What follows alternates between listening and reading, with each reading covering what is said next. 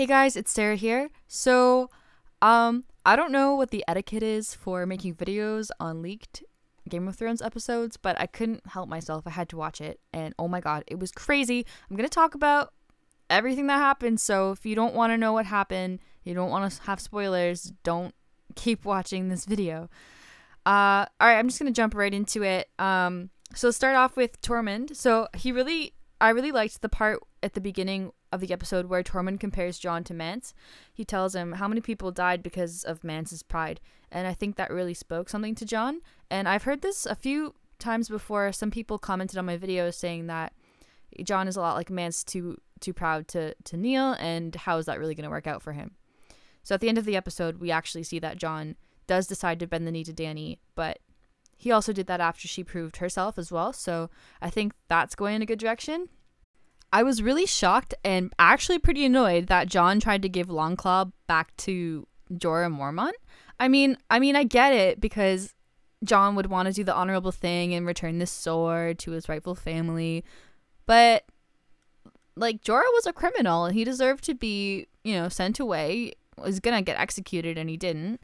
And I think if anyone were to get Longclaw back, it should be Lyanna Mormont, since she holds the seat right now.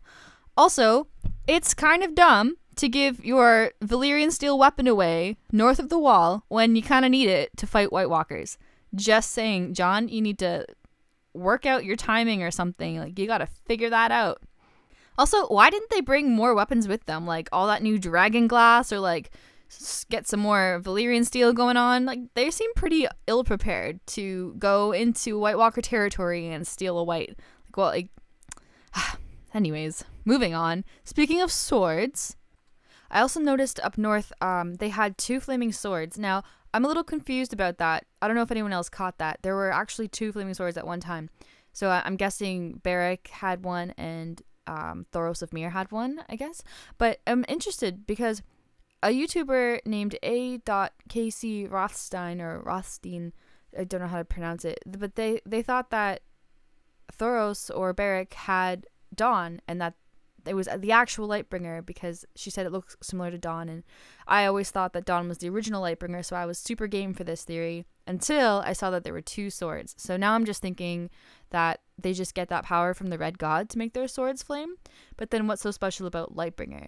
And that brings me back to my other theory, where maybe Lightbringer isn't actually sword, but maybe Lightbringer is actually Dany herself, or a whole bunch of other options. Go watch that video. It's a super cool video. It took me a lot of time to make, so check it out. It was also really interesting that they revealed that if you kill the White Walker host, all of their thralls will die along with them. That's really going to help out Jon and everybody in the fight to come. So that was really cool. Strategize. Go. So the White Walkers had these weapons that could kill dragons, these giant spears. I don't really know why else they would have those. Like, they seemed pretty specific for dragons, and I'm curious if they knew that the dragons existed. Now, I've heard a lot of theories that the Great Other is the exact opposite or the rival of the Red God. And that's cool. I guess maybe as the Red God gains power with dragons and magic, the Great Other gains his power as his White Walker Night King thing. I don't really know. But I'm wondering how that would work, because I'm pretty sure we found out that the Children of the Forest created the first White Walkers. So then how did that relationship with the Red God start? Or what is the Red God created by? I don't know. It's very confusing. So if you guys have any insight on that, I'd be super interested to hear, because honestly, I haven't done a lot of research on it, but I'd love to hear what you guys have to say. We all kind of thought that the Night King may reanimate a dragon. And I'm super annoyed that this episode leaked, because I was one day away from posting my super cool dragon video. I was going to talk about who I thought the 3 dragon riders were going to be, and if it was possible that the Night King would take a dragon. Well, thanks a lot. Now I've wasted all that time, but I'm still going to release a video about, I guess it'll be a book theory, but it'll still be cool, so you should still watch it. But okay, so it seems like that happened. The Night King killed a dragon, and he reanimated it just like everybody thought. But what I'm interested in is that it didn't seem like he just reanimated his dead corpse like he did for all of the human thralls that kind of have no brain, whatever. He actually looked like he went through the process of creating a White Walker, you know, when he touched the human babies and turned their eyes blue and turned them into White Walkers. He did that with the dragon. So I'm wondering what kind of effect that will have.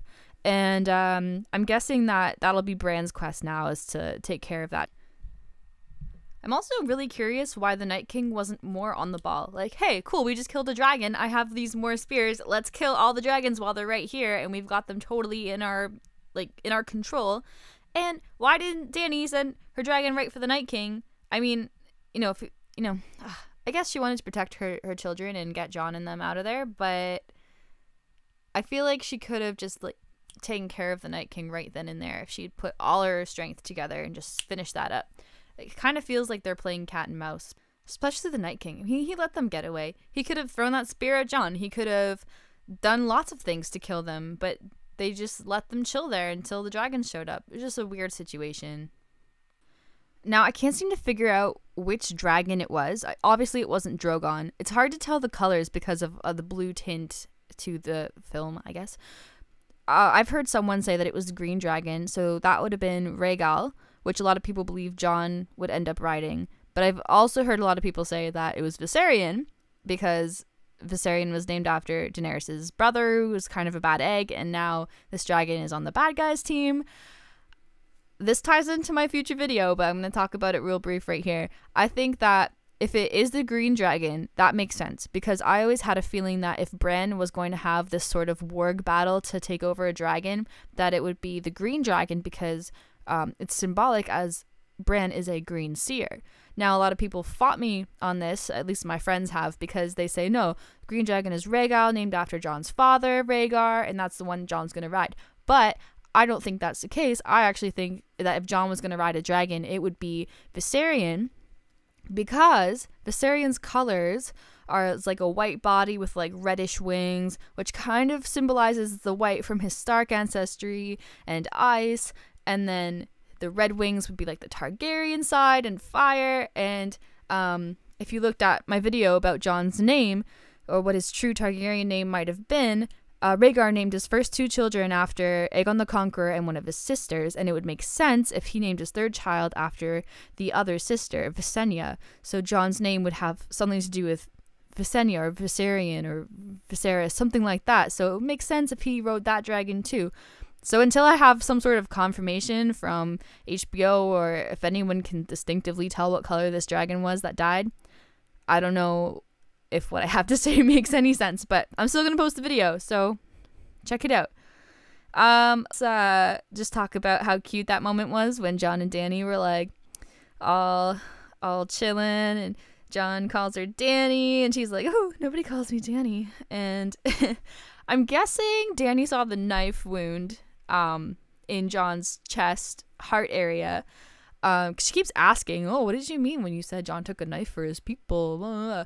So I think she definitely saw it, and I'm wondering if that frightens her or if that helps her see that Jon is like a truthful guy and he actually fights really hard for his people. I think if anything, it'll make her really respect him and not just think of him as like a dumb hero, but as a real hero who stands up for his people. So I hope she takes it well. I hope she doesn't think, oh, that's weird.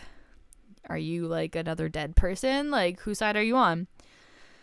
Lastly, just real quick, want to talk about Arya and Sansa. So originally I thought, okay, yeah, Littlefinger's got Arya tricked, but the more people who were commenting on my videos, the more I really started to see, you know what? No, like, Arya's smart. She would probably, figure out what Littlefinger's up to, and she and Sansa would work together against him.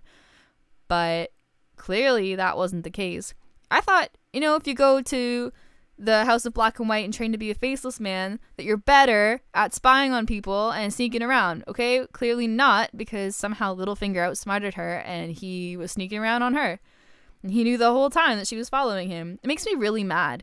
And I'm just really upset with how Arya's character is in the show. Like, it's just completely messed up. I mean, I get that Arya, wasn't raised properly at all. She was just killing people and she had a really messed up childhood. But like, I feel like book Arya is going to have a much better journey, and I'm looking forward to that. And if Arya's going to walk around Winterfell being so grumpy, oh, Sansa, Jon, who's in charge, blah, blah, blah. Okay, why don't you just go finish your kill list? Why are you in Winterfell? What's your end game? I don't understand. And I'm really glad that Sansa calls out Arya for not taking action against the Lannisters as well. I mean, I think Sansa really did the best she could as a 13-year-old, like being held captive by the Lannisters. And I think she really thought she was going to help her dad out. And I'm glad that she's like, you know what, Arya?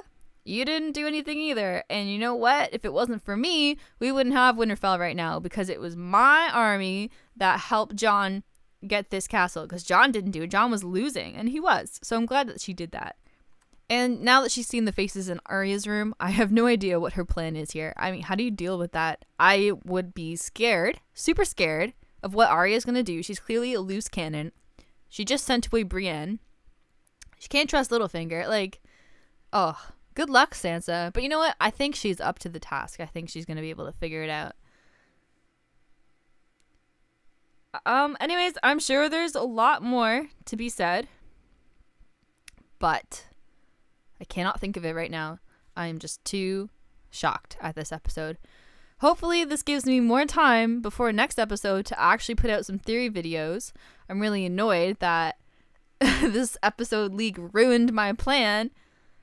But I guess what can you do? I'm actually pretty glad I got to see it. So let me know what you guys think, and see you soon.